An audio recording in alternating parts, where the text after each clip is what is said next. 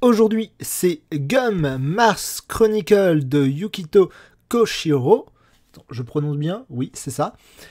Et donc, c'est le retour de Gum dans le tome 2 et le tome 3. Gum, un classique parmi les classiques qui a donc eu sa première série, Gum. Après, il y a eu la deuxième série, Gum Last Order. Et donc là, c'est la dernière partie de la trilogie avec Mars Chronicle.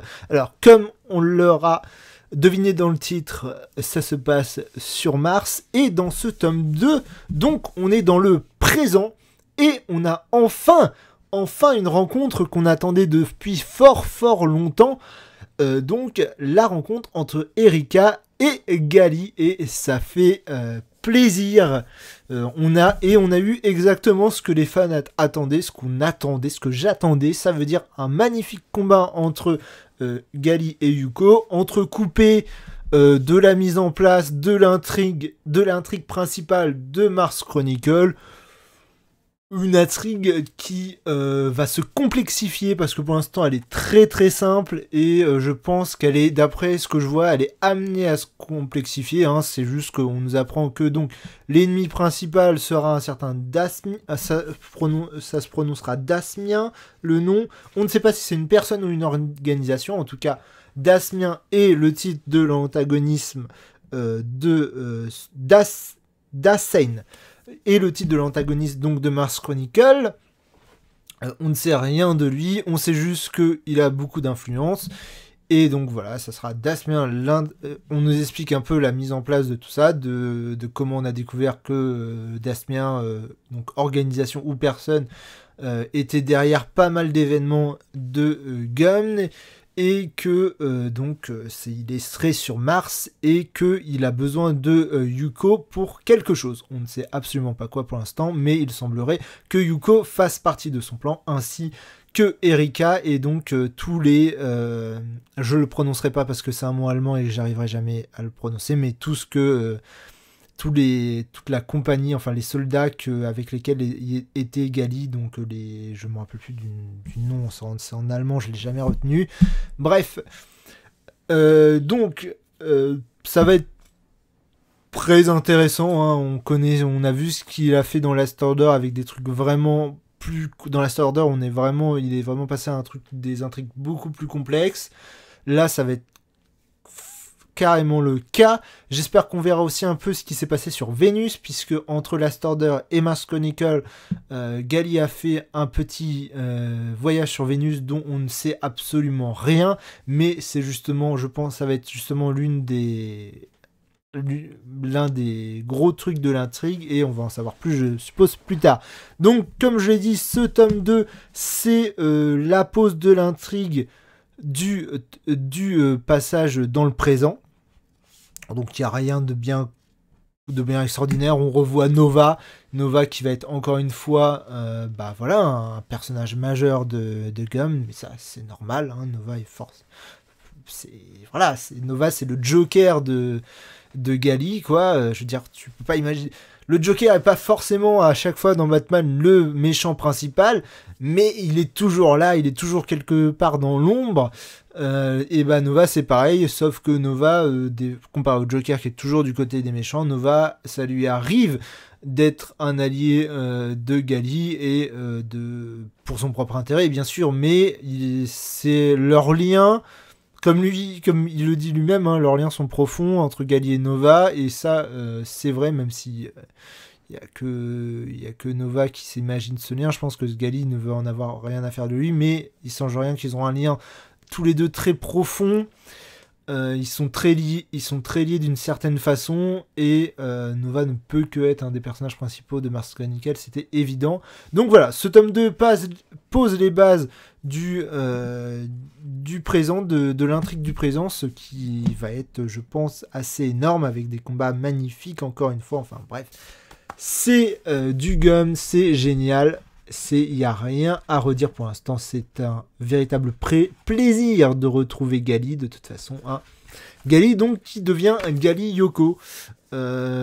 Pratiquement officiellement, quoi. Hein, dans le sens où, en fait, Yoko devient un peu Enfin, Yoko, c'est le nom qu'elle avait avant sa perte de mémoire et qu'elle soit nommée Gali dans Gum. Mais là, son pistolet intelligent fait l'erreur. Enfin, pense que quand Erika l'appelle Yoko, il fait ah, en fait, tu t'appelles Gali Yoko. Et puis Gali fait bon, c'est pas d'importance, allez, vas-y, je te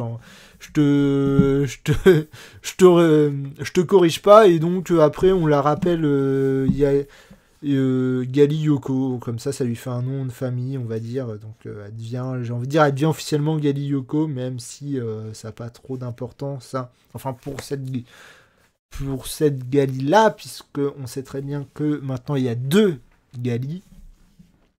Et bref, ça c'est un autre truc je pense qu'on verra à la fin de Mars Chronicle. Ça jouera plutôt à la fin de Mars Chronicle. Et donc dans ce tome 3, qu'est-ce qui s'y passe? Eh ben on retourne dans le passé, dans la petite enfance de Gali et d'Erika justement, où on continue à suivre Gali et Erika. Et si le tome 1 était une intro à l'enfance de Gali et Erika, ce tome 3 est exactement comme le tome 2 dans un certain sens, puisqu'il pose l'intrigue de ce qui va se passer dans le passé. Donc même si on va avoir plein de réponses à des questions dont on ne se posait pas, oui, parce que honnêtement, c'est ultra cool qu'il fasse l'enfance de Gali et Erika, mais c'est pas un truc que j'attendais particulièrement, moi, honnêtement. Même si ça va nous apporter plein de réponses et tout ça. Mais bref, c'est un truc que je vais pas expliquer maintenant parce que ça prendrait des plombs, faudrait reprendre le lore de Gum et tout ça. Mais voilà, l'enfance de Gali et Yuko, de Erika, c'était pas un truc que moi j'attendais personnellement en disant waouh, c'est trop cool, on va voir comment elle vivait avant sa perte de mémoire et tout ça, parce que j'ai tendance à, bref, c'est pas le débat, mais ça s'annonce vraiment très cool, hein, ça s'annonce une histoire vraiment très cool, ça va être bien mené, on va dire. C'était pas le truc essentiel, mais ça va être bien mené. On va dire que, soyons clairs, l'enfance de Erika et Yoko est là parce que elle va avoir un impact, va y avoir des choses qui vont être reliées avec ce qui se passe dans le présent. Sauf que, et là il fait un truc intéressant, c'est que à la place de nous faire des flashbacks à chaque fois qu'on aurait pu avoir que l'histoire du présent et de temps en temps avoir des flashbacks sur les éléments importants qui sont liés donc au présent de l'enfance de Rika et Yoko. Ils décident de faire autrement et de nous raconter toute une histoire complète sur l'enfance de Rika et Yoko. Je trouve ça cool parce que je pense que ça va être très intéressant. Le tome 2, moi je l'ai dévoré, il est super cool. Le tome 3, je dirais, je l'ai dévoré, il est super cool, c'est super intéressant. On apprend déjà plein de choses sur Erika et Yoko. Hein.